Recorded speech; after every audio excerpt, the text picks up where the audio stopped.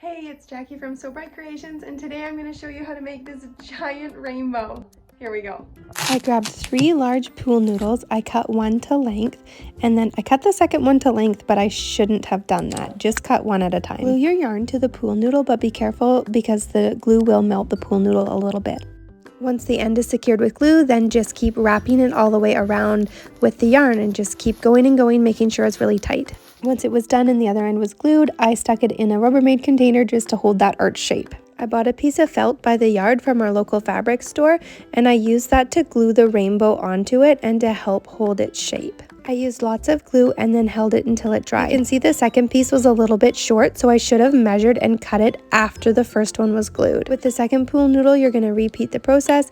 You're going to wrap it in yarn, and I chose a different color, and then you're going to use lots of hot glue to glue it together. Before you start gluing, make sure you're prepared with some clamps and weights and different things that you can use to help hold it together.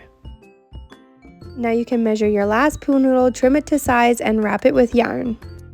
I used even more hot glue to assemble it. I went through so many glue sticks, I don't even know how many, just buy lots. And then I used my measuring tape to wrap it all tight together to hold it, and it worked. I got this giant plastic Easter egg from Dollar Tree, and it was just what I needed for the clouds. At first though, I spray painted it white.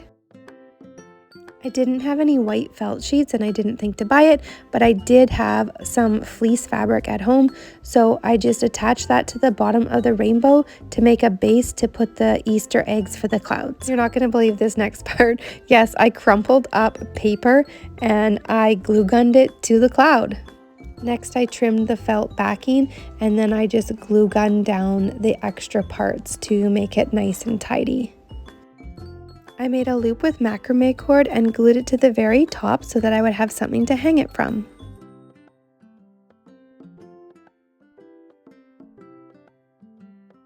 Lastly, I applied cotton batting with glue gun to the paper clouds. I think I could have added a little bit more of the cotton batting to make it thicker, but I still really love how it turned out. And here she is. What a beauty. My daughter absolutely loves it, and it goes perfect in her room with all her other sweet decorations. If you enjoyed this video, please give us a thumbs up and subscribe.